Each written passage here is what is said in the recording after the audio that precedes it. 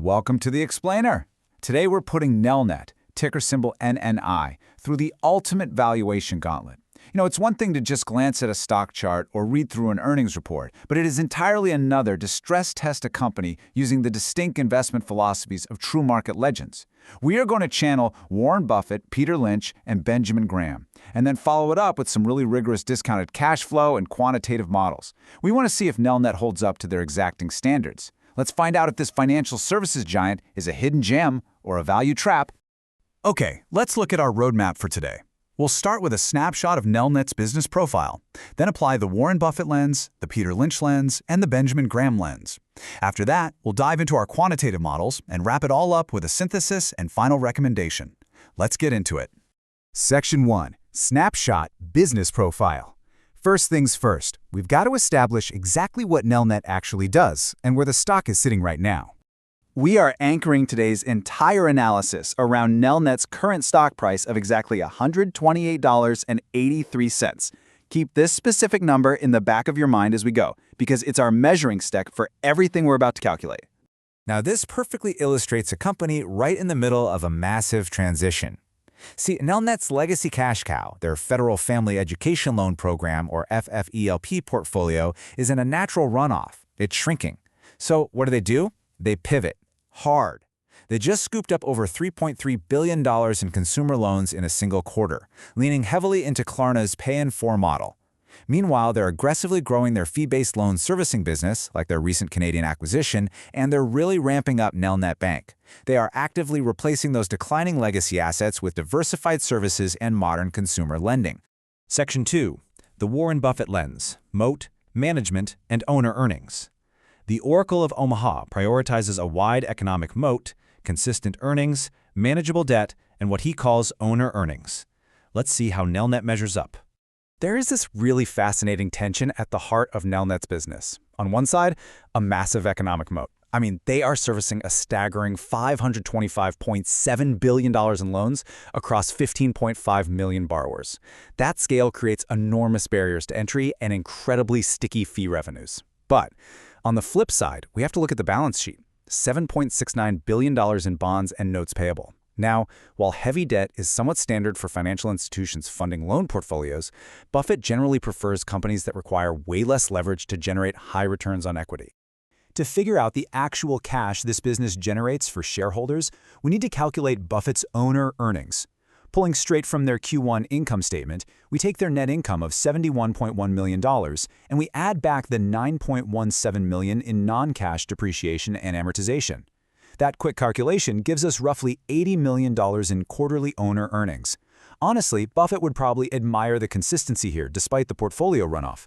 But because they rely so heavily on new loan acquisitions to sustain those earnings, he'd likely demand a much wider margin of safety than today's price offers. Moving on to Section 3, the Peter Lynch lens, categories and growth. For Lynch, we really need to figure out the company's story, put it into a specific category, and see exactly how its growth is currently being priced by the market. Lynch famously categorized companies to understand their behavior and set his expectations. So we have to ask ourselves, where exactly does a transitioning financial servicer like Nelnet actually fit? Well, because of its massive tangible book value and this slow, steady shift away from those legacy loans, Nelnet acts as a bit of a hybrid. It's partly a stalwart, a large established company offering solid downside protection, and it's partly an asset play, simply because of the sheer volume of loans, real estate, and venture investments just sitting on its balance sheet. Here is where the Lynch math gets a little tricky. Because pinning down exact forward growth is tough with that legacy portfolio running off, we're assuming their new acquisitions, like that Klarna deal, will yield a modest 5% net growth over time. Assumption alert, right? So taking their annualized EPS of $7.88 against our $128.83 share price gives us a PE of about 16.3. Divide that PE by our 5% growth rate, and we get a PEG ratio of 3.2. Now, Lynch famously preferred PEG ratios under 1, which means you're paying fairly for growth. At 3.2, he'd absolutely view this as far too pricey for the growth offered, and would likely rate it a solid hold. All right, Section 4, the Benjamin Graham lens, margin of safety and asset protection. Moving over to the father of value investing, it is all about strict quantitative formulas, asset protection, and demanding a true margin of safety. Nelnet surprisingly survives Graham's grueling defensive investor checklist. Check this out. Adequate size? Yes, with a $4.64 billion market cap. Unbroken dividend record? Yes, paying $1.32 annually. Earning stability? Check. They're consistently profitable despite the FFELP and runoff. And their price-to-book ratio is a very moderate 1.33. Graham loved companies trading near their book value. Now for the crucial part, calculating Graham's exact intrinsic value formula.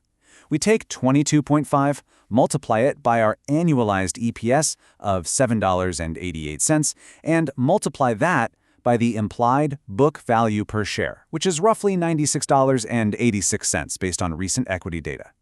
Then we just take the square root of that whole shebang. Explicit math alert. Plugging all those variables in yields an intrinsic value of $131.04. This is wild. It means at today's price of $128.83, the stock is basically trading right at its Graham intrinsic value. There's practically zero margin of safety here.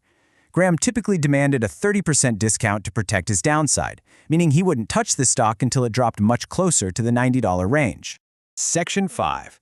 Quantitative Models, Discounted Cash Flow, and Dividend Discount Model. Next up in the gauntlet, we're stripping away the gurus entirely and looking strictly at modern quantitative models, starting with a base case DCF. Forecasting cash flows for a pivoting financial firm is, well, it's notoriously difficult. For our DCF base case, we're assuming a standard 9% WAC, basically what it costs the company to finance its operations, and a 2% perpetual terminal growth rate. Looking at our sensitivity table here, that places the fair value right around $118. Even if we drop the required return to 8%, we only hit $145. So at $118, the DCF model suggests Nelnet is actually slightly overvalued today. And our secondary models, they paint a much more bearish picture. A dividend discount model, using their actual $1.32 dividend, historical 7.7% growth, and an assumed 10% required return, prices the stock at just $62.55. Plus, looking at historical multiples, their current 1.33 price-to-book is pretty expensive compared to the 0.9 times multiple they averaged from 2016 to 2022. Reverting back to that historical average would push the stock all the way down to the $87 range. Finally, Section 6, Synthesis and Final Recommendation. Let's pull together everything we've learned from this valuation gauntlet into an executive summary. Let's synthesize all these models, which honestly reveals a pretty clear consensus. Outside of Benjamin Graham's asset-heavy formula, which views the stock as perfectly fairly valued at $131, almost every other quantitative metric suggests Nelnet is trading at a premium right now. The DCF shows an 8% downside, while the historical multiples and dividend models suggest massive overvaluation compared to our anchor price of $128.83.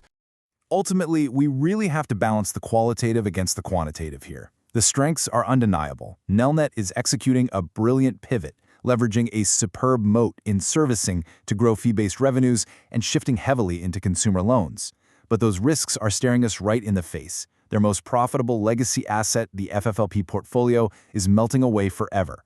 Plus, they just recorded a $48.5 million loan loss provision, which definitely signals that their new consumer loan book carries way higher credit risks than those old government-backed loans. Blending all these insights, our expert analysis concludes Nelnet is a robust, high-quality company, but the stock is currently a hold. Buffett would want less debt, Lynch would want more growth for the price, and Graham would demand a 30% margin of safety, likely waiting for a price near $90 before buying. But I'll leave you with this final thought. In a market that often richly rewards successful pivots, does Nelnet's flawless transition into modern fintech justify ignoring the math and paying up for quality today? That is the multi-million-dollar question you have to answer for yourself. Thanks for joining this explainer, and keep questioning the numbers.